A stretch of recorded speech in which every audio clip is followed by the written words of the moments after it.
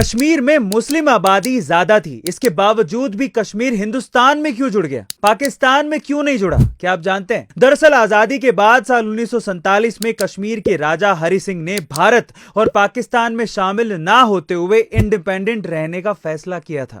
इसलिए पाकिस्तान ने 22 अक्टूबर 1947 को कश्मीर पर हमला कर दिया था। इस युद्ध में राजा हरि सिंह की सेना पाकिस्तानी आर्मी का मुकाबला नहीं कर पा रही थी, जिसके चलते पाकिस्तान ने कश्मीर के उरी, मुरादाबाद जैसे इलाकों पर कब्जा कर लिया था। और अब पाकिस्तान की फौज को आगे बढ़ता देख राजा हरि सिंह ने भारत से मदद के लिए गुहार लगाई। लेकिन उस वक्त कश्मीर के एक आजाद मुल्क होने की वजह से भारत मदद नहीं कर पा रहा था, क्योंकि पाकिस्तान ने कश्मीर पर हमला किया था, भारत पर नहीं।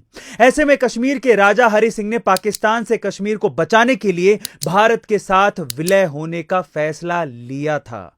इसलिए आखिरकार 26 अक्टूबर 1947 को हरि सिंह ने इंस्ट्रूमेंट ऑफ एक्सेस पर साइन कर दिया था और तब से अब तक और आगे तक भी कश्मीर भारत का अभिन्न हिस्सा था, है और रहेगा। क्या टाइटैनिक जहाज के डूबने को लेकर हमसे झूठ बोला गया? क्या टाइटैनिक जहाज कभी डूबा ही नहीं? क्योंकि खबरों के मुताबिक जो जहाज उस रात बर्फीली चट्टान से टकराकर डूबा था, वो टाइटैनिक था ही नहीं।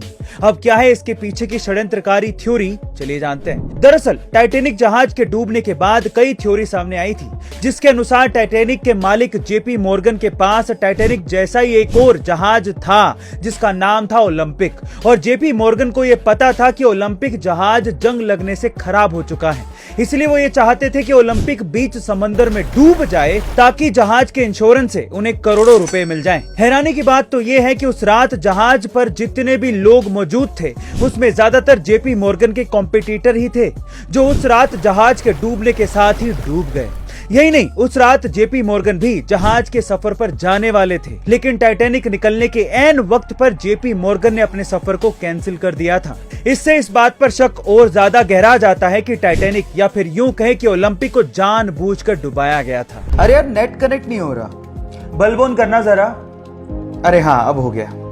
अब लोग क्या लग रहा है मैं मजाक कर रहा हूं? आने वाली टेक्नोलॉजी ऐसी होने वाली है जब आप सिर्फ एक बल्ब ऑन करोगे और आपका नेट चल जाएगा। आज के टाइम पे आप लोग इंटरनेट चलाते होगे वाईफाई को ऑन करके, लेकिन आने वाले समय में इसकी जरूरत नहीं पड़ेगी, क्योंकि अब आ गया है वाईफाई को रिप्लेस करने वाली बेहतरीन टेक्नोलॉजी लाईफाई, जिसकी फुल फॉर्म है लाइट फिडेलिटी। एक्चुअली वाईफाई में हम लोग रेडियो वेव्स को यूज करते हैं, और जिससे जो डेटा आप लोग ट्रांसफर करते हो, बेसिकली इंटरनेट का मतलब ही डेटा ट्रांसफर है, वो इतना सिक्योर नहीं होता।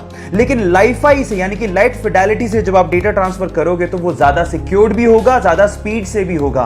और इस टेक्नोलॉजी को देने वाले का नाम है हैरोल्ड हस। तो बंदे के लिए एक लाइक तो बनता है।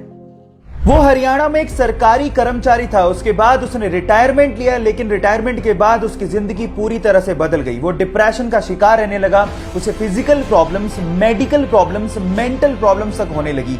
1.5 साल तक वो बेड पर ही पड़ा रहा, और किसी के सहारे के बिना तो वो उठ भी नहीं सकता था।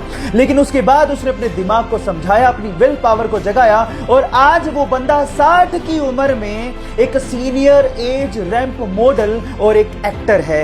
Yes guys, I am talking about Dinesh Mohan. Guys, यहां सीखने लायक बात यह है कि अगर आप कुछ भी जिंदगी में नया करना चाहते हो तो age is just a number. उम्र च की रखिया, स्पिरिट होनी चाहिए।